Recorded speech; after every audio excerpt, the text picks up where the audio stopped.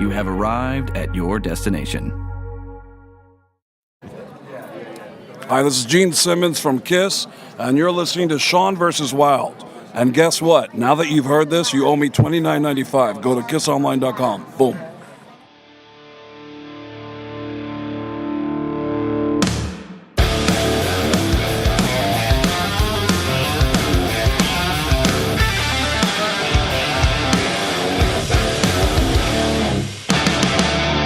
All right, everybody. Another exciting edition of America's favorite podcast, Sean vs. Wild, is coming at you right now. It's time to rock and roll all night and podcast every Tuesday. And, of course, I'm your host, as always, the man, the myth, the Sean Thriller Smith, the guy putting rad back into talk radio. That's right, guys. You wanted the best. You got the best. The hottest podcast ever, Sean vs. Wild.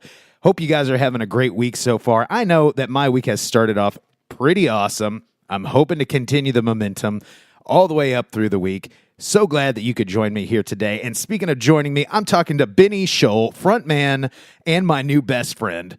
Frontman of the band Avoid. They've got a brand new album out August 31st on Revival Recordings. It's called Alone. And listeners, you're going to get a sneak peek at what's going on here because we're going to be playing one of those hot new tracks before the album even drops, and we're doing it right here on Sean vs. Wild. I had a great time talking to Benny. Again, one of those things where you don't know somebody going into it, and then you're complete homies by the end of it, and I think you'll hear it by the end of this conversation. So totally enjoyed it. Guys, I have been out and about these past few weeks. You guys might have seen me at Magbar at that Greyhaven Fox Bat show. Last week I was at the Never Nervous barbecue. Saw my good friend's first show, Prayer Line. If you haven't yet, check him out. Jake Hellman from Never Nervous. You guys know him from our wrestling podcast together. His band, fantastic. Big shout out to Austin. Good thing you didn't beef your solo, brother. Yeah. And dude, I had a great time. So glad to see everybody. Nice to see all these new faces. I'm networking. So if you are a new listener, welcome to the show. This is the format that you are going to get. So hopefully you like it. But yeah, great podcast here today with Benny. I got to give a big shout out to my boy Joe Brock. He's booping the dials this week. He booped the dials last week, and he'll be booping them well into our old age together because that's just how we roll. So Joe, big thanks for keeping this show going. Also, big shout out to Audiophile Inc. I just ran into Shane this weekend, and he has been busy as ever printing awesome merchandise, and he can do the same for you. All you got to do is go to audiophileinc.com and place your order. He's going to give you the best deal in town on your screen printing needs, no matter what town you live in, and he ships to all 50 nifty United States. Guys, there's a plane in the background. You might have heard it, and if you didn't hear it, I'm just going to draw attention to it anyway. I'm not going to stop the momentum of this intro just because of a plane. And also, big shout out to Audible. Great sponsor there. All you have to do is go to audibletrial.com/Sean vs. Wild. audibletrial.com/Sean vs. Wild. Log in on your PCs, man, on your Commodore 64s, and sign up for a free 30-day trial of Audible. Get you an audiobook, over 180,000 audiobooks for you to choose from. audibletrial.com/Sean vs. Wild. When you sign up, you get to keep that book, no matter if you keep Audible or not. And when you do, they're going to give me some money. And hey, who doesn't want money? Who doesn't want to be able to pay the light bill? We're making it happen here, guys. We're keeping the lights on here at the Smithsonian, and it's all because of you. audibletrial.com/Sean vs. Wild. You know what, guys? I think that's going to be it for me here on this intro. We're going to keep it short. We're going to keep it sweet. And yeah, this is my conversation with Benny from Avoid. You're not going to want to avoid this episode.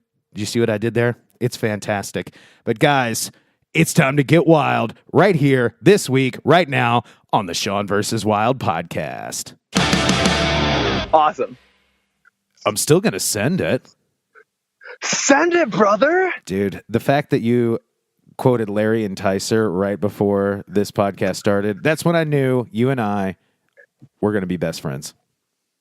Best friends, mates to be. We're here to party. Yeah, exactly. Dude, Larry Enticer is a Canadian treasure. I love the fact that his jeans and his jean jacket, same color. The guy's fat. He's got a mullet. He's got those wraparound shades that are polarized. And all he does is the most insane jumps on a snowmobile ever. Love that shit. And I just love that because that term "send it" is becoming so popularized, and no one realizes it comes from fucking snowmobiling. Yeah, exactly. I'm still gonna send. Dude, have you seen him? Like, he just like makes it all the way across a pond, and I'm like, how is this possible? I haven't seen that. Dude, he'll make it across a I'll pond be real. on a snowmobile. I need to get more refreshed on it because I'll be real. I'm familiar with it and I say the jokes, but I'm not the most brushed up on it as I should be. Don't worry But about I'll it. admit it. I'll admit my flaws. Exactly, dude. You're an open book. Honest. Like you said, you're a free bird, man. Just like Leonard Skinner. I'm a free bird. I'll talk about anything you want and more. Dude, that's what I love. I love that attitude. And don't worry, I'll be sending you some Larry Enticer links to entice you into watching more of those videos. Please do. You're going to love it.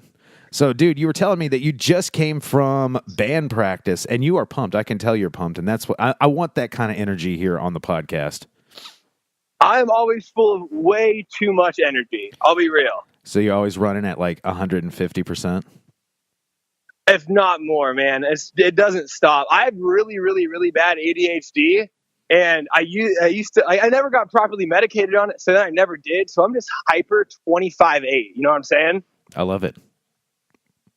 That's how you know you're going to have a good interview. That we're just going to talk about everything and anything. That's fun. I love that shit, man. Dude, let me tell you this, okay? I've said in this podcast before, now I'm going to feel bad because I'm actually talking to a native here. But I've mentioned on the podcast before that one of my absolute least favorite places to play was Seattle, Washington. And I noticed on your bio today, because you and I haven't hung out face-to-face before. We're hanging out now. We're getting to know each other right now. Yeah.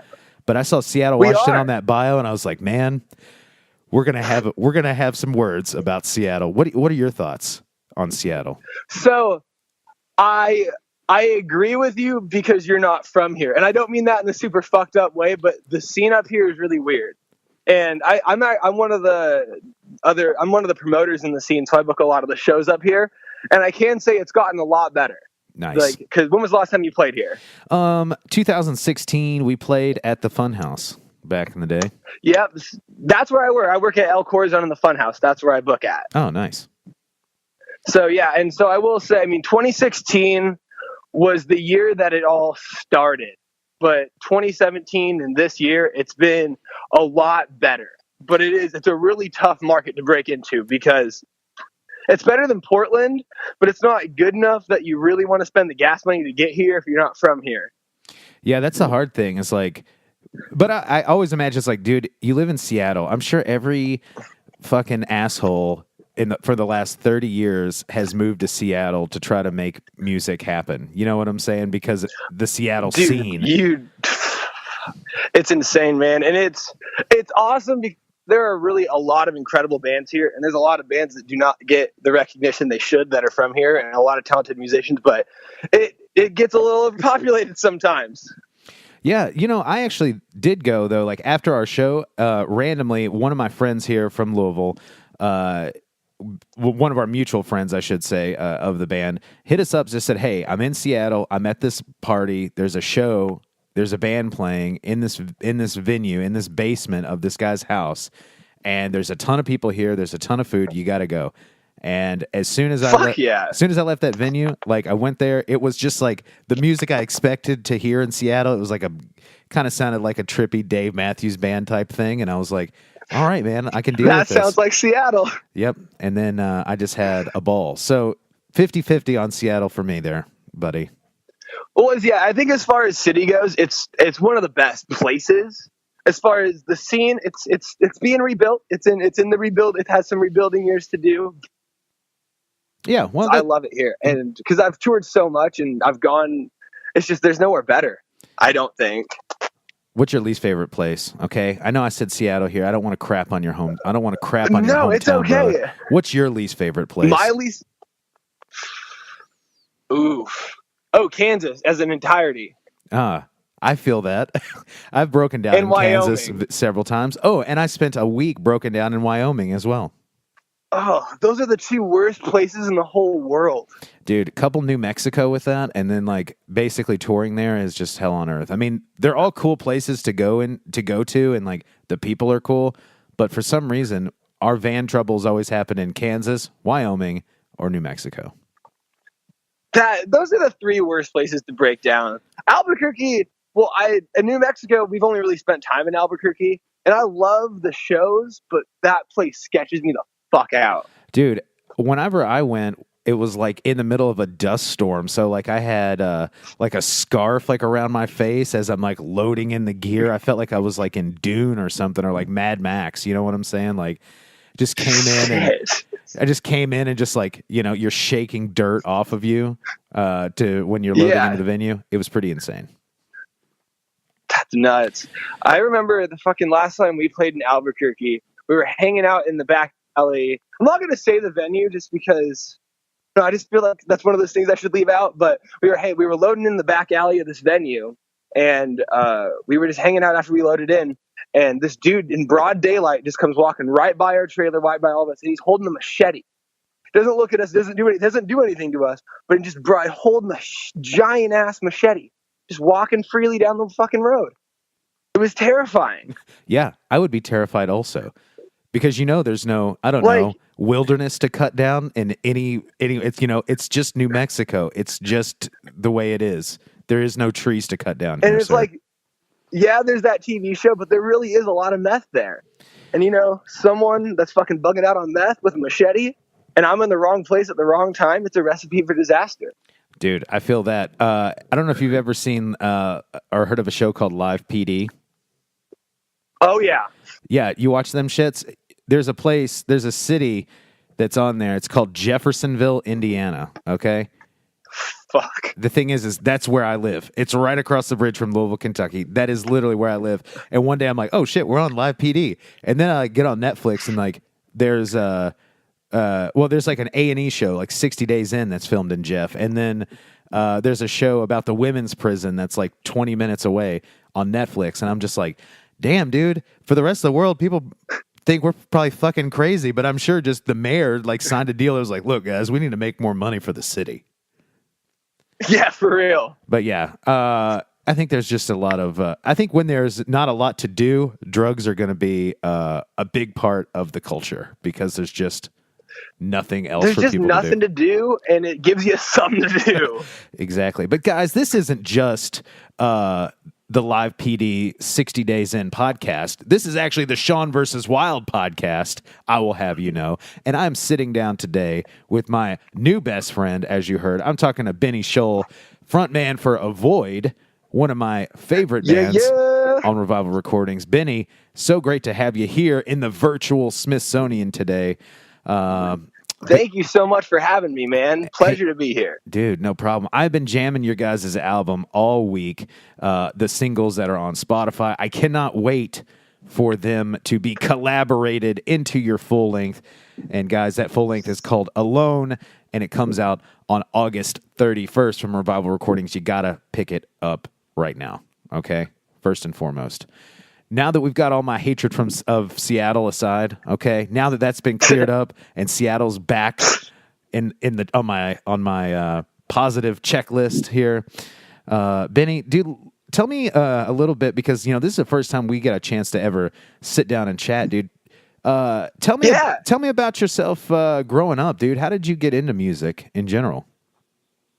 So music was kind of always one of those release things for me. It was always what I turned to when I've turned not so grand in my brain, because I've always had a little bit of a mental illness since I was a little kid. And so music was always one of those things that I always turned to make me feel better, because I would just go see some psyches sometimes and they would try to diagnose me with this and that. And I don't know, music was always one of those things that I turned to. And so early on, because I'm 20, so I got into it really, really young. And so I just kind of started singing and playing drums when I was a little kid, and that was always when I played drums to get all of my anger, all of everything out. And so that was what I first started with, and then kind of just took lessons for some years, played by myself.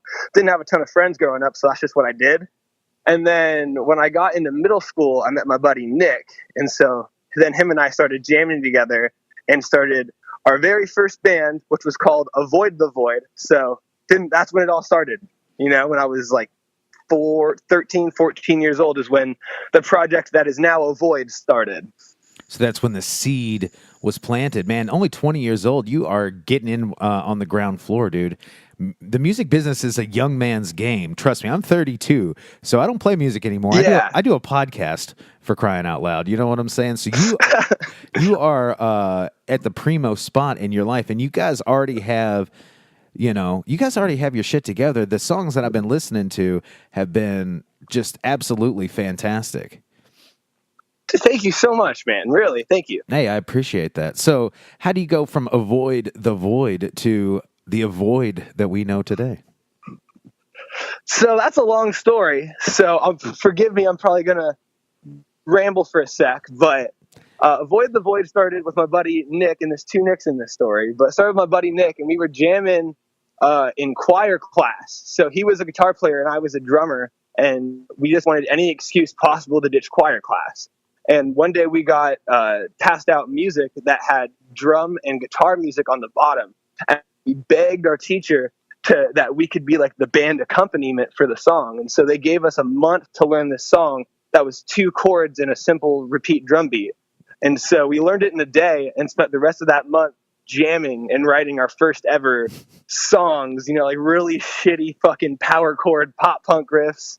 And that was the first ever experience. And that's when you could say I got the quote unquote bug that everyone gets when they play music.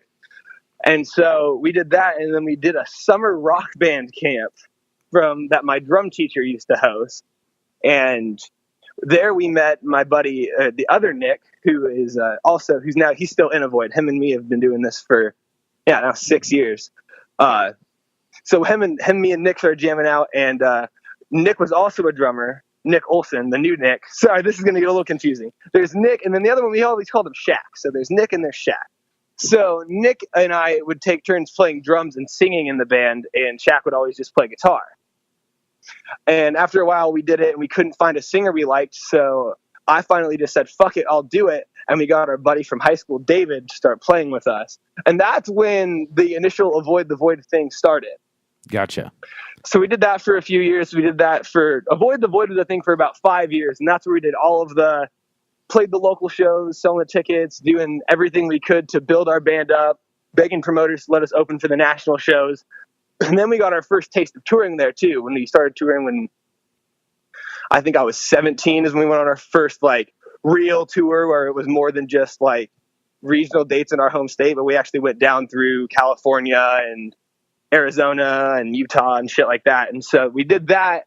And so that started, we did touring for a few years with that. And eventually we just got kind of bummed at where we were at. And we were like, we've been a band for 5 years and we haven't gotten the traction we wanted. And we don't love the name. We feel like this is our little kid shit.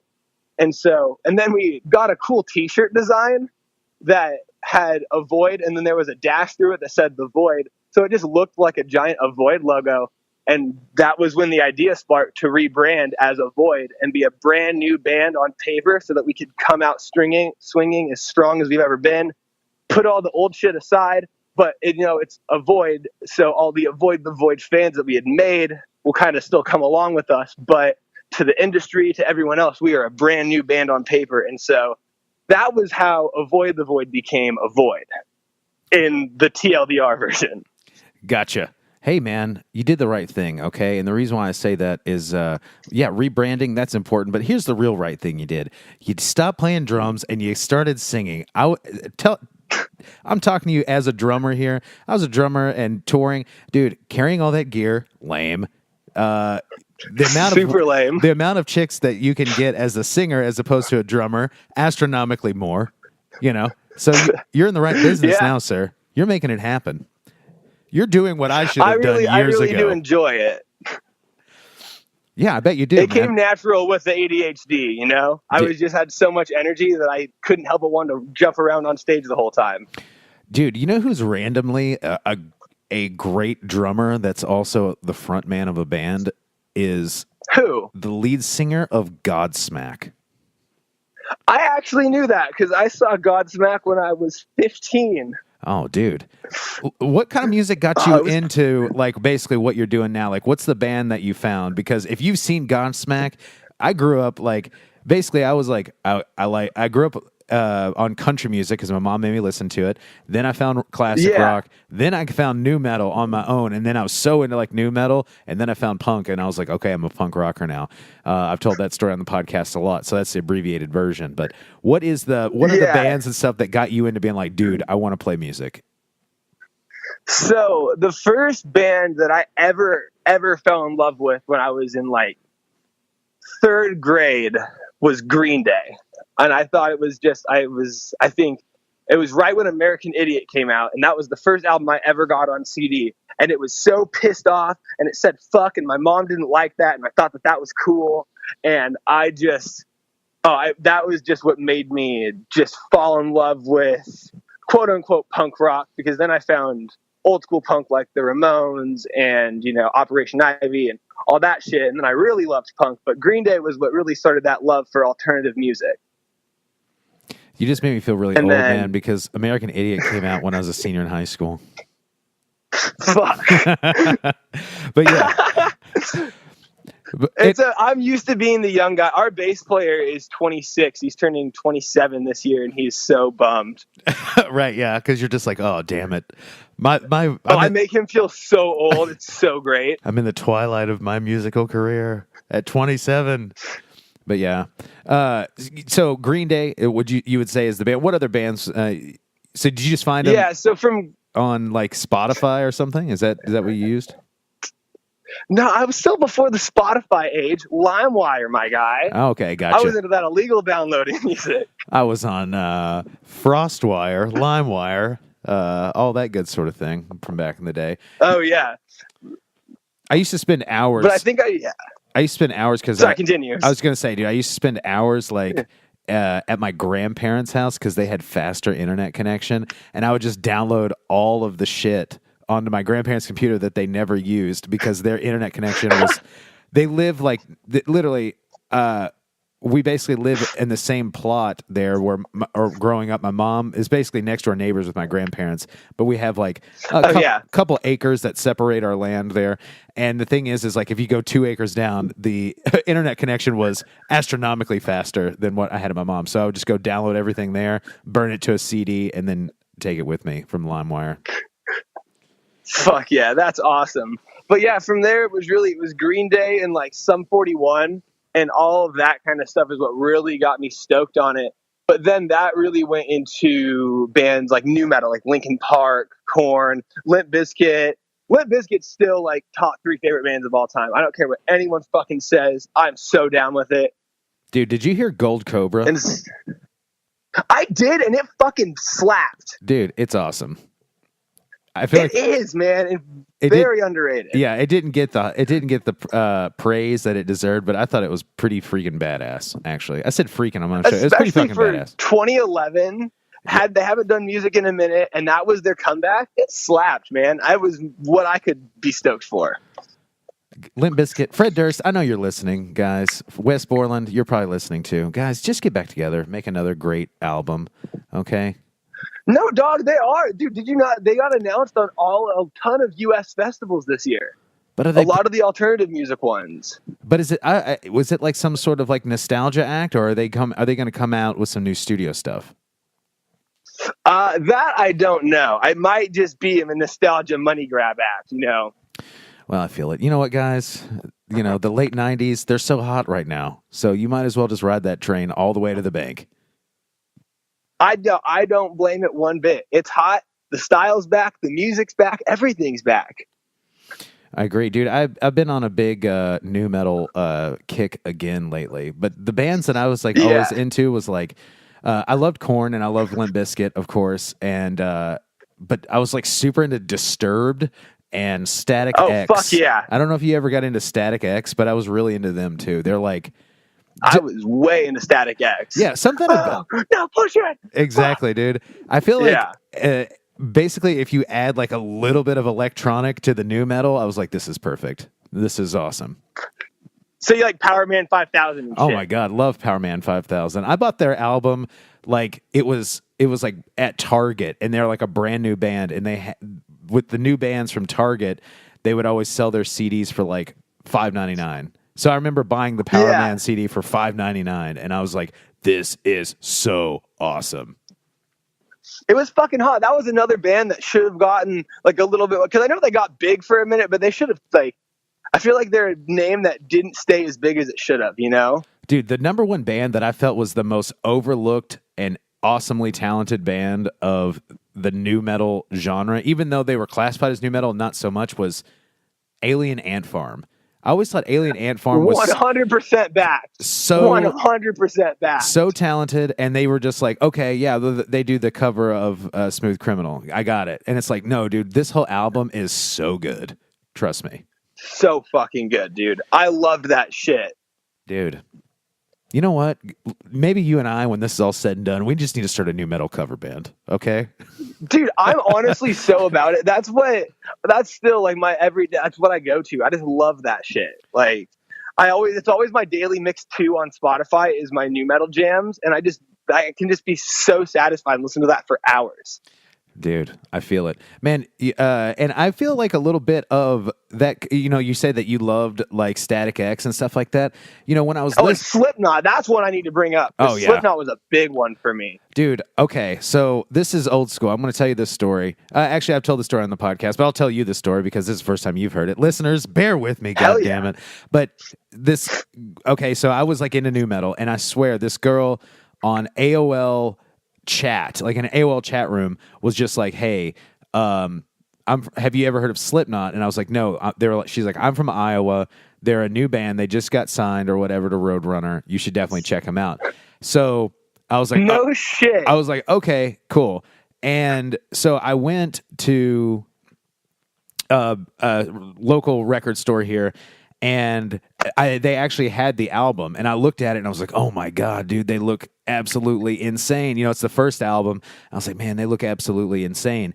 And so I bought it, and literally I remember putting it in, and like the second I put it in, I was like, this is the heaviest shit I have ever heard in my life. Like I got through like, and it's so good, dude. I got through like the first 2 or 3 songs, and I just like had to turn it off. I was like, I don't even think I'm supposed to be listening to this, dude. Like, right? I had to have like a meeting with myself. But the album that I got actually turns out it was like the first edition CD, so you can kind of look this up here. But they have it's a first edition, so it has different songs than what they did when they re-released it. And then James Root, who wears like the jester mask, he was like in some sort of like black bondage bag mask or some shit like that on the cover. Oh shit. And they went in and photoshopped that old mask out, and then they changed the actual CD cover. But I had the first edition, and wouldn't you know, I went to a show right here in Louisville, and some scumbag broke into the car and stole that CD.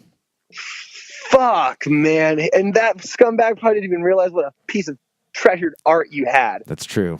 Damn you, scumbag. Damn you, Louisville scum. You fucking... No, dude, I can say I didn't get into it, but Slipknot was one of those big ones for me. And most of my bandmates, we just fucking turned it on. We just headbanged to it. Still on tour. That's like, we can listen to Slipknot all the way through and sing every album. And so that was like, we actually got to play Knotfest one year. Dude. And so that was one of the most full circle things I think ever in my entire life. Dude, tell me about Knotfest. That's what I need to know about right now. Knotfest was fucking nuts. We got to play Knotfest in 2015, and we won a contest in Seattle from, I don't know, I know they did some of it over in do you remember Headbang for the Highway? And that fucking Sumerian Records, like, battle for the bands and get you on All-Stars tour and shit. Yeah, okay. Yeah, so it was one of those, and it was a special select West Coast one for Knotfest, and we were like, fuck, because we always kind of had a really bad mentality towards Battle of the Bands, but we were just like, but dude, what if we actually won and got to play Knotfest? Like, how crazy would that be? Thinking like, there's no way we're actually going to win, and then we fucking won. Dude, that's insane. And so, yeah, and so then we got to go down and play Knotfest. When I was in high school during that. I was 17, and I had to get a permission slip to get excused from high school for a week, because we definitely made it a full week-long excursion, because we were like, we're playing Knotfest, we're gonna have a fucking blast. So my teachers didn't believe me, and so I had to like get reference from my parents for it to be an excused absence from school. Dude, did your hand hurt when you came back from all the fucking high fives that you had to give out? Because I'm sure you were the coolest kid in school. Dude, you know the worst part about it is I wasn't. I was totally still, because I got bullied a lot in like elementary school and middle school, which I didn't get bullied a lot in high school, but it made me really keep to myself. Gotcha. And so I didn't. And so when the band was doing good, all my friends, everything I was doing in my life was so not around high school, because I grew up in a little suburb outside of Seattle that didn't have a giant alternative music scene. So no one really gave a shit that I was doing cool shit in the alternative music scene. Right. Well, I had a similar kind of thing. I grew up like fat throughout school. So it was like I had friends and I was always popular because I always talked to everybody and I was always like the class clown type of thing. But like when I was in high school, like that's when I started getting into this music and I would go to shows and I started playing in bands. And it was like everything that I was doing is completely removed from anything anybody in this school is doing. And no one will know.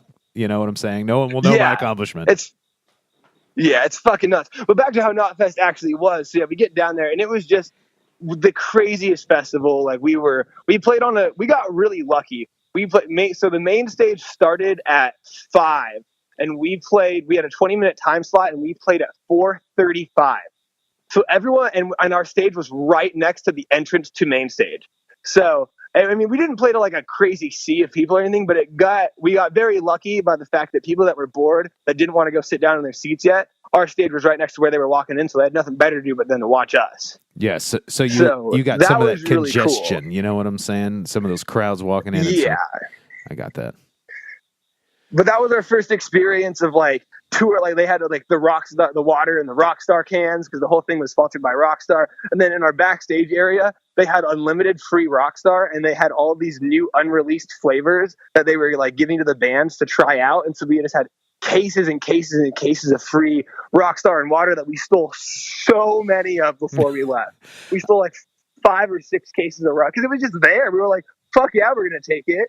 Oh, hey, what's up, man? You want that hot new Rockstar prototype? I got them shits. Exactly. Just be like, man, that Rockstar don't come out for 2 months. Nuh-uh, man, I got them shits right here. Follow me into the van. Exactly. And so that was just being there and just seeing the bands, it was just kind of one of those, like, just being engulfed by the experience. Yeah, dude. Well, that's got to be one of the coolest experiences ever. I would love to have played Knotfest. Here's something that I want your opinion.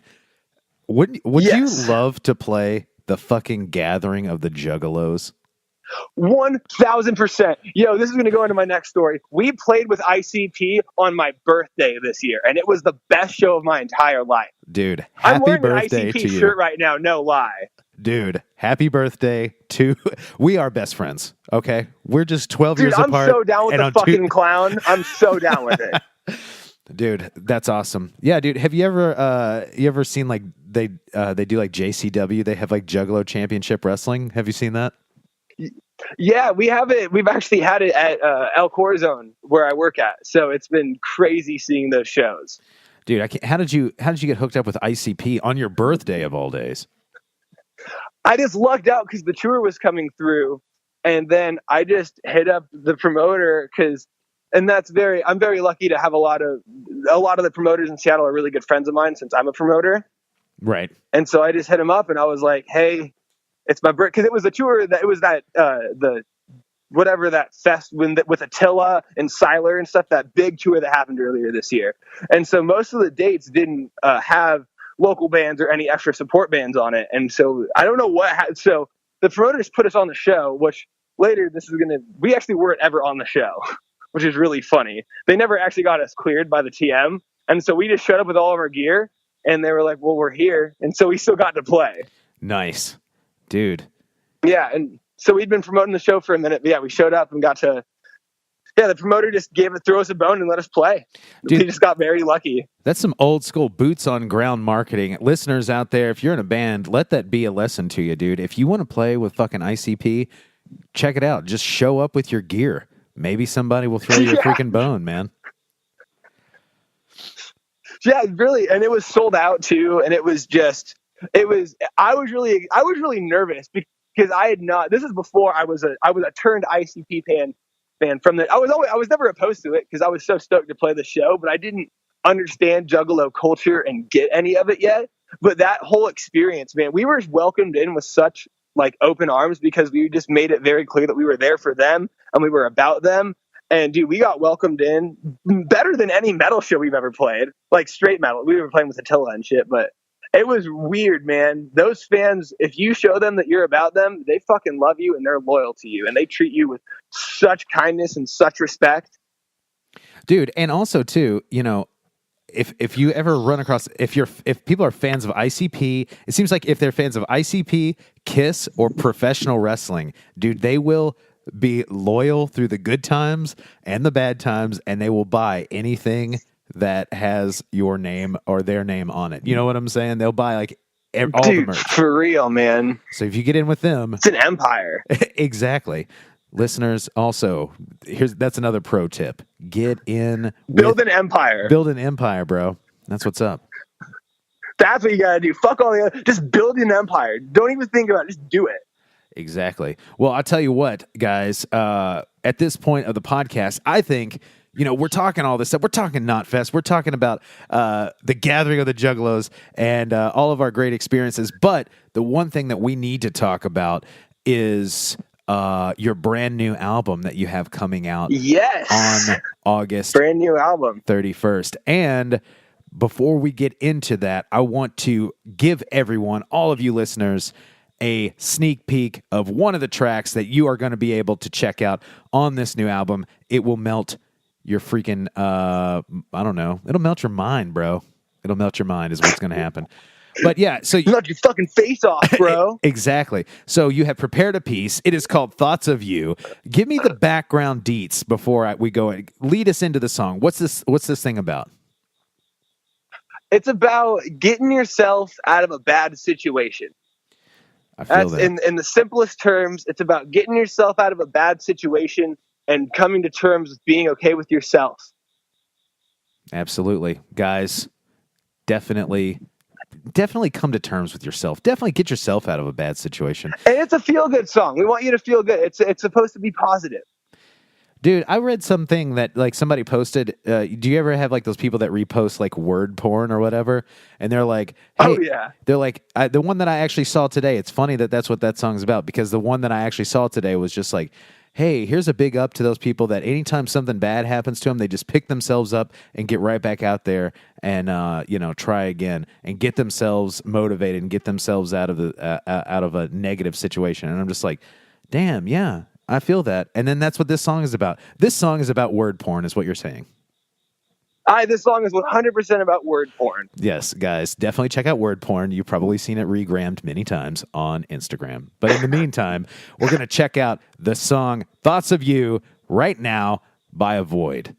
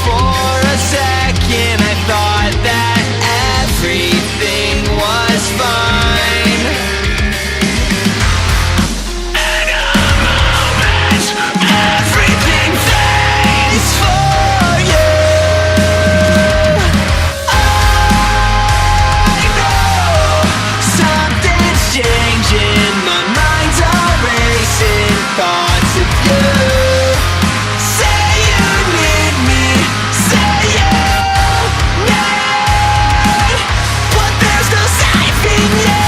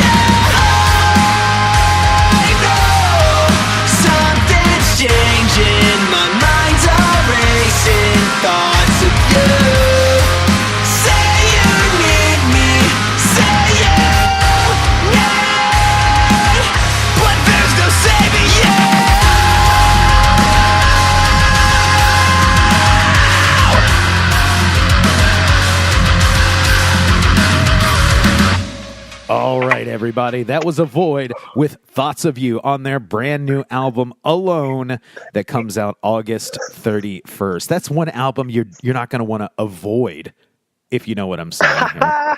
See what I did there? Jeez, guys. But yeah, new album. Tell me about like all the stuff that's going into this album, dude. Like, because we were talking before, and you're like, dude, the secret is you gotta do these singles. Tell me about how you guys released these singles and how the album came about and all that good sort of thing. Yeah, so the album was a mixture of a lot of people's hard work, which I'll get into in a second. But to kind of touch base on the singles campaign, it was really cool because Revival Recordings this year, they did their Revival 52 campaign. Their thing was they released a new song every week from a different artist. And so it was very cool for us because we got to release songs every 4 to 6 weeks in preparation to getting people excited about our album. So we kind of rolled out this plan instead of, putting 2 singles out and then like getting people like getting a little bit of buzz and then putting a full length album. We put out 6 singles for the album, and actually technically 7. Our very, very first singles on the album too that came out last year. But we did all that, and it was really cool because we were able to do videos and do big promotions for each single and get some Spotify playlist traction and do kind of stuff like that, which was able to really help gain hype for the album that comes out now in just a few weeks. Yeah, dude. And listeners, I know I've been talking to you guys week in and week out about the Revival 52 playlist, but if you haven't yet, definitely hit follow on that thing on Spotify. And I will tell you, if you don't want to just go to Spotify and search for it, all you have to do is go to ffm.to/Revival52 and give that thing a follow. That's Foxtrot motherfucker.to/Revival52. So, yeah. I fucking love that. But yeah, dude, definitely do that. But yeah, so you guys decided to release a single, and yeah, so you guys are gaining traction as you're going. And how's the response been as you release these every single week? We're very lucky with this. The response has been, for the very most part, all very positive, which is really cool because something that's kind of different. We have a lot of different sounding songs that are coming out on this album. It's definitely not just the same song every time. And so we're always kind of nervous, like, well, this sounds a lot different than the next one. So I really hope people are going to like this one, but also like the next one. But for the most part, everything has been received with open arms, and people kind of like the differences in between the songs, and so it's been very cool. Yeah, dude. And I mean, plus, good enough for the Beatles, right? Good enough for you guys. I mean, not every song on the White Album sounded the exact same last time I checked. Very, very true. You know what I'm saying? So basically what you're saying is Alone is just as good as the White Album. I'm saying that Alone might even be a little better if you're a fan of heavier music. Shots fired. If you like the Beatles, you're not going to like it better. But if you like a little bit of fan of heavier music, you'll like it better than the White Album. It's like the Beatles if the Beatles were heavy as F. Okay, so I think that's the best description of the album I can think of. That's what needs to go on like the back cover, just like a review, a sound clip from me, like a sound bite that just said, like the Beatles if the Beatles were heavy as F. AF. Yeah. Just the fucking slang. Yeah. Not even AF or as fuck, just as F. Just as F. Dude, that's heavy. As F. But yeah, dude. Everyone will know what you mean. Yeah, I think that they're going to be picking up what I'm laying down. I think that's one Da Vinci Code they're not going to need an entire novel to crack. You know what I'm saying? Fuck yeah. No, but for real, I think everything, it's different and it's really exciting. And if you're a fan of all types of music, because there's some, even still to come out, there's some of the heaviest songs and the lightest songs on the album. So if you're a fan of all types of music, there's bound to be a song on there for you. Dude, my big thing is, like, I'm a big fan of, like, Bring Me the Horizon, and you guys were giving me some Bring Me the Horizon type vibes. And then also, too, sometimes you're giving me, like, some, like, the used Story of the Year type stuff going on, and I was like, damn, man, this is, like, an eclectic mix of, like, a bunch of stuff that I'm into. Fuck yeah, man. I'm really glad to hear that, because the biggest thing we wanted to do, for the most part, is, like, be different, but have inspiration from all of our favorite bands. But, but not sound like those bands. Right. Well, you guys are nailing it, bro. And thank you, man. I'm really, really proud of what we've created. And like I said, it was a collection of a lot of people's hard work. And so everyone in my band is so fucking incredible at what they do. And so it's awesome, man. I'm really stoked on it. Awesome, dude. How did you guys, because this is, you guys are on Revival recordings, and I've talked to a lot of people. I've talked to Sean, I've talked to Alisana, Sean from Alisana. I've talked to Funeral Portrait. My band was on Revival. I've talked to June Divided. I've talked to Alteris. A lot of people on the label. How did you guys get hooked up with them? Yeah, so this is a very cool story. So there's a band that used to be on Revival recordings. They're no longer on there, but they're called Versus. And I used to tour manage for Versus. And so February of last year, Versus went out with Alisana, and I was on that tour. And so I actually got a chance to spend 2.5, almost 3 weeks with Sean and Aaron and all those guys. And Aaron and I actually got really, really close in those 2.5 weeks. So, or whatever the fuck it was. And after that, we just kind of stayed in touch, and Aaron actually started managing us. And so Aaron was is our manager. And we kind of talked about like, well, would Sean be interested? What would it be like? So we kind of like briefly talked about it for a while, but we never really talked about signing. We just kind of had Aaron managing us for a little bit.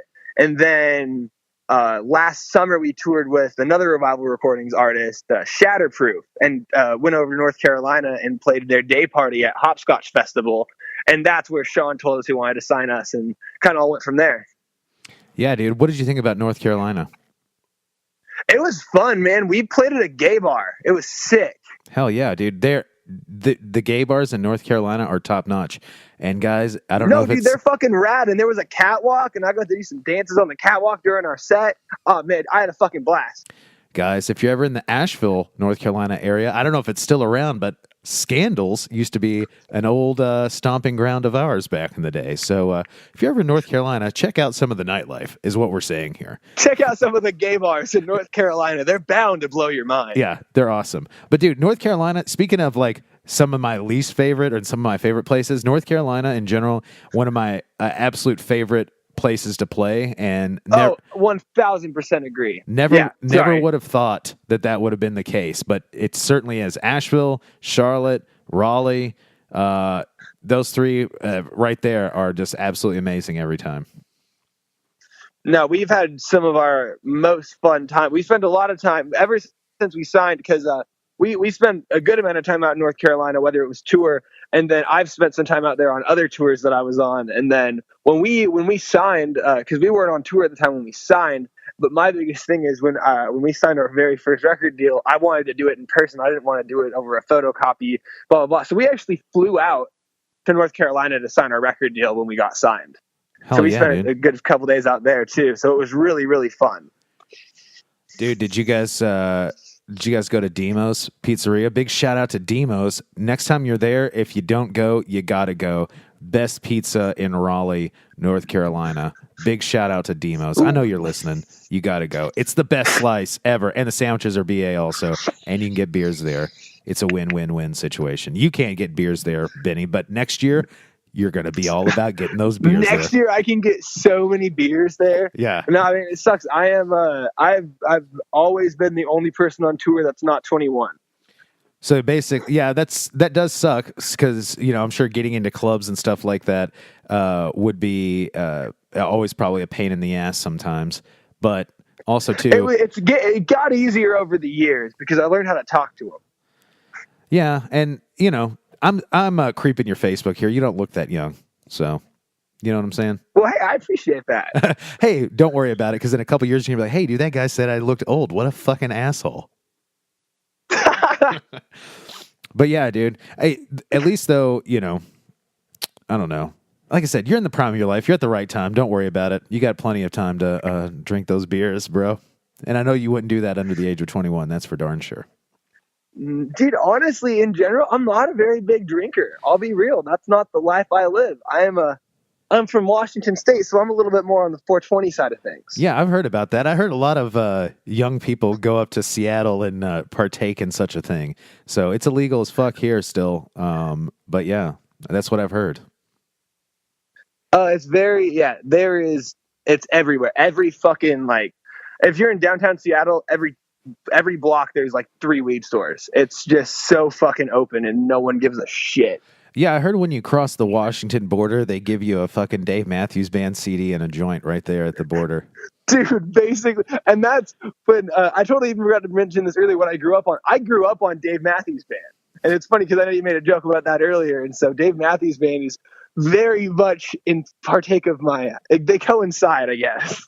Yeah, you could say that you guys just kind of crash into each other. Dude, for real. All I'm saying, if you guys have never tried this, and only if you're in a state that's legal, we don't want to do any illegal shit. But light up a joint and listen to a Dave Matthews Band record, and you'll appreciate it like you've never appreciated music before. Hey, dude, all you got to do is get fucked up on drugs, and sure enough, you'll like Dave Matthews Band. That's what you're saying. I'm reading into what you're saying. Coming through loud and clear, Benny. Loud and clear. Loud. But yeah. So that's awesome, though. Like, and you went there, signed it in person, inked that deal. And yeah, dude. And now you've got an album that is going to be fucking out on August 31st. It's crazy, man. It's been a wild year. It's been a wild fucking year because like September 2nd is when we played in North Carolina last year. So it really was just like the craziest year of things happening, from getting signed to writing and like we wrote a lot of the album within this last year too. And so it was just a full fucking and we did a decent amount of touring, so it was just nonstop. What kind of like concepts and stuff like that? Like, what are some of the details about the album? I mean, are you just writing about the experience of, dude, now we're doing these big things, or what kind of themes are on this album? I think the biggest theme, it would kind of, a lot of our lyrics come from places of kind of being dark in your head when you're just going through those really bad times in life. And so that's where a lot of us get our inspiration from, and kind of why we play music is a way of release for us. And so a lot of the songs are kind of about feeling alone. Yeah. Is that a product of Seattle? You know, from an outsider, you always hear it's like, man, people are depressed there because it rains all the time. Yeah, I mean, I would say so. I would say seasonal depression is very, very real. Our summers are fucking awesome, but they're very much so only 3 months a year. And we have about 9 months of just, it's like, it doesn't rain like it rains in the South, like those fucking torrential downpours. We don't really get those. It's just kind of like a light drizzle. It's just misty all the time. It's misty and gray. Yeah, I've been watching a lot of The Killing, and that's exactly what it looks like on every episode when they're like, trying to solve murders. Yeah, but the thing about it, though, is it never gets too hot and it never gets too cold. It's very comfortable to live here. Yeah, you just got to have a cardigan, man. Look at Kurt Cobain. Just a cardigan or a flannel will do you. A cardigan and fucking Pearl Jam. I saw Pearl Jam last week, and that shit was awesome, man.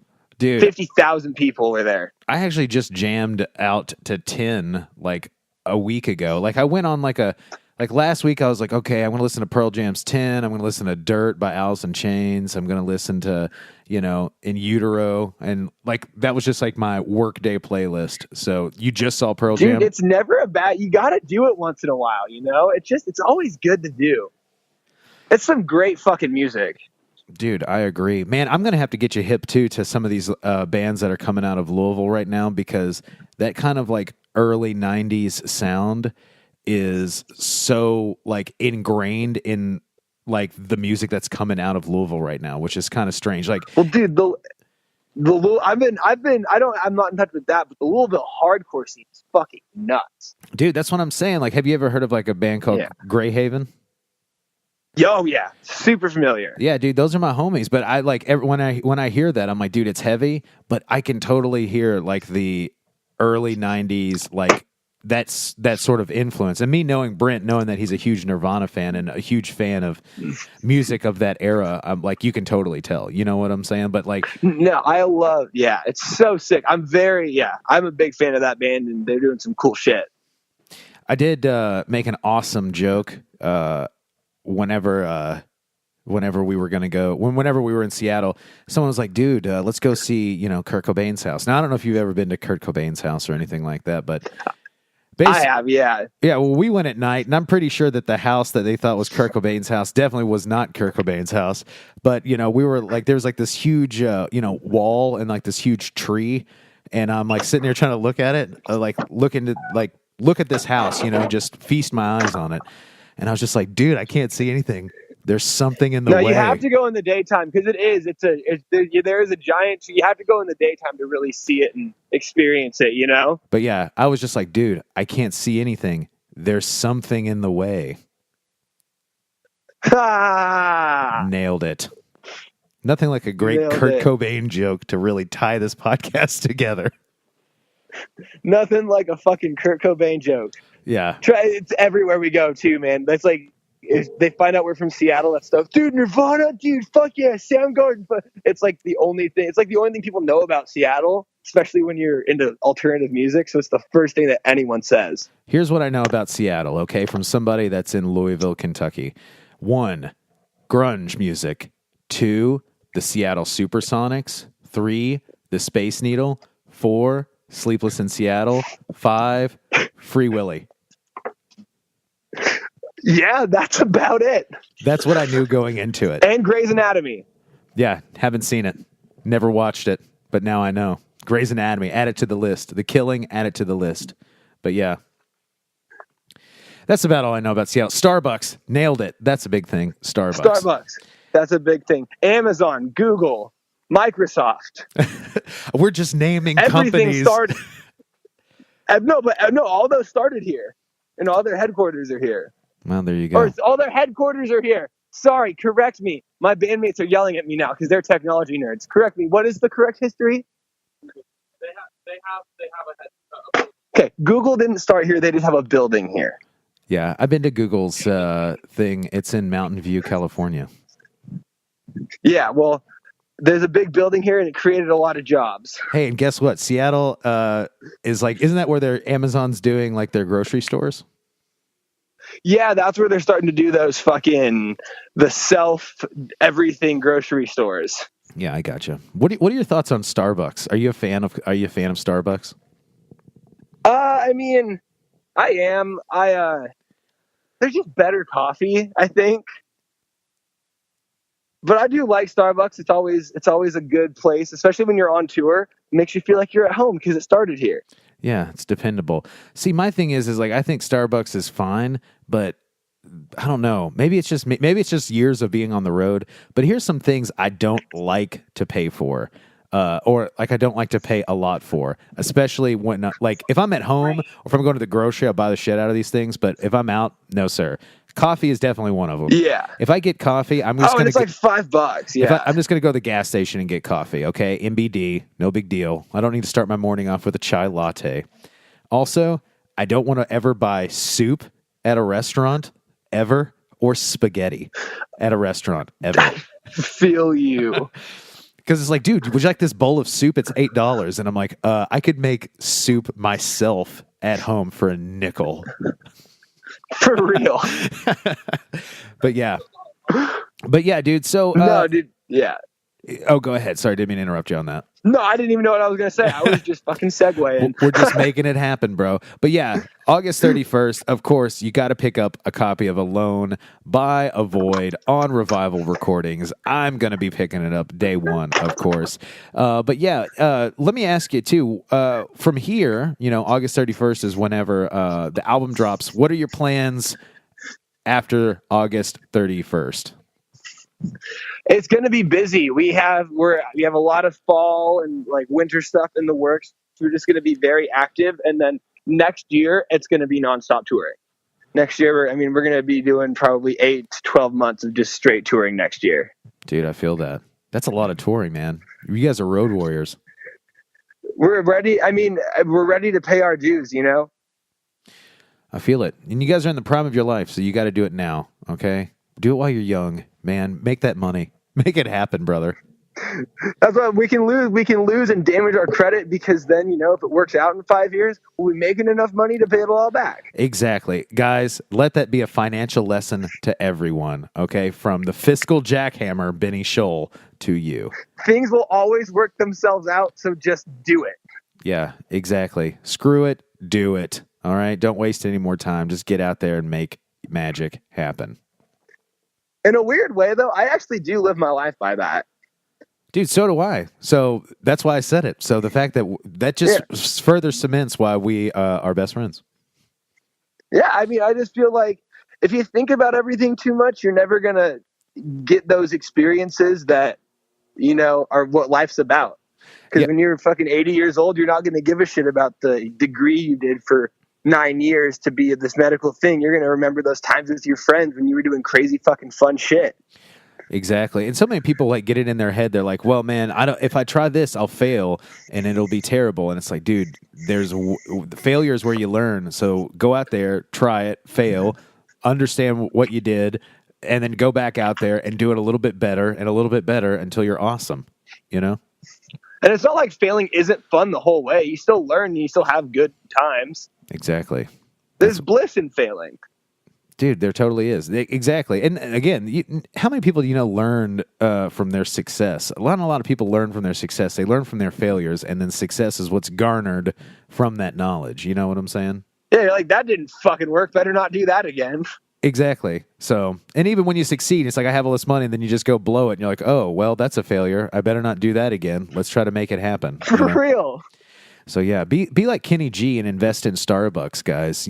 I heard a podcast. Hey, there's another Seattle guy. That's what I'm saying, dude. He said I listened to a podcast with him. He said he sold 100 million albums worldwide, and he's made more money off of his Starbucks investment than he ever has in music. Jesus Christ. Yeah. That sounds about right. Kenny G's a fucking badass. Dude. Can we talk about that? Dude, big shout out to Kenny G. If you don't follow his Twitter, you have to. It is awesome.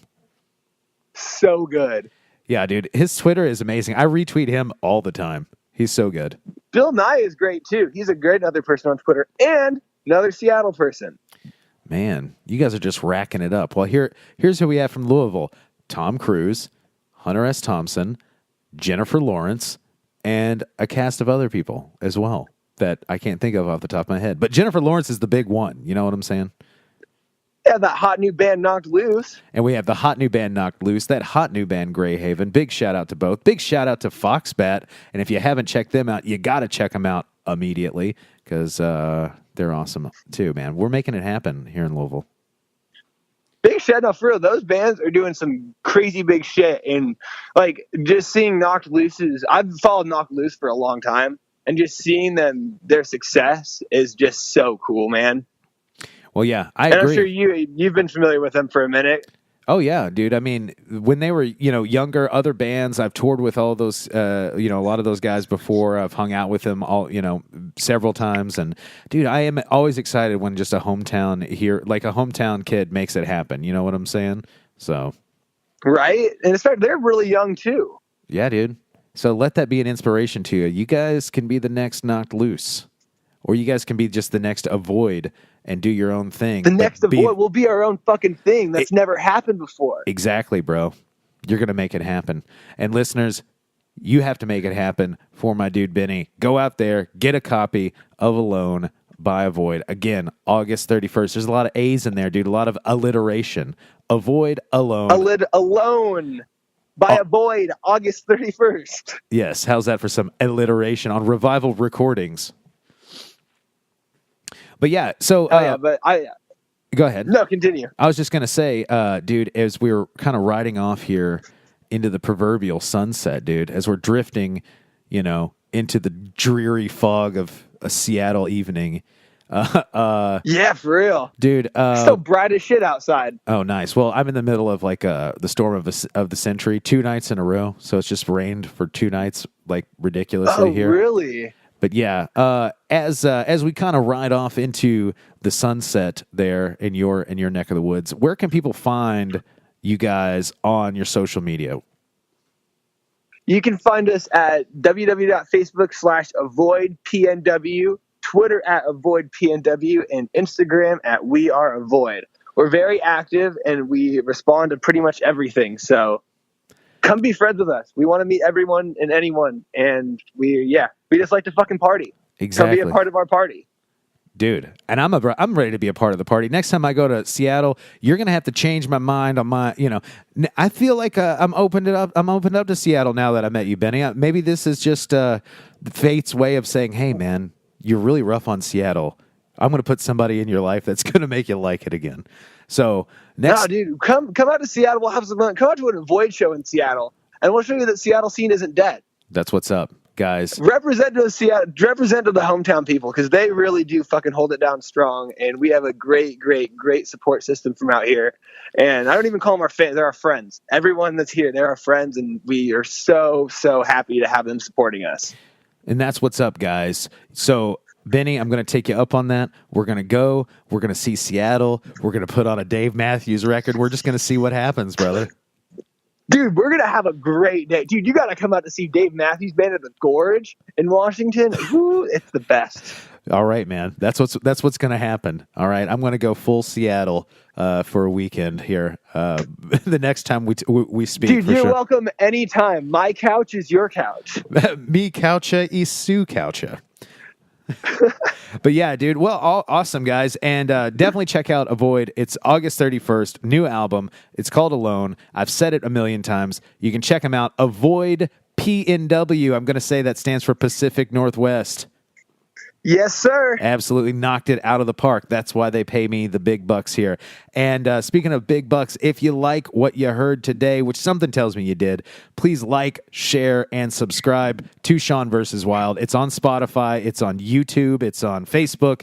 It's on specifically, importantly, iTunes and Stitcher and wherever you get all your podcasts, man. I am everywhere, but support the show. When you support the show by downloading it and listening to it, that helps me, of course. So, yeah. Represent my fucking boy. Yeah, that's what's up, guys. Benny, thanks so much for doing the podcast, brother. Dude, thank you so much for having me, man. This was so fun. Dude, hopefully this is just the first of many podcasts to come. Dude, I am down whenever. I'm free, and I love to chat. Absolutely. Well, hey, I'm going to be taking you up on that. Guys, thanks for tuning in to another episode of the Sean vs. Wild podcast.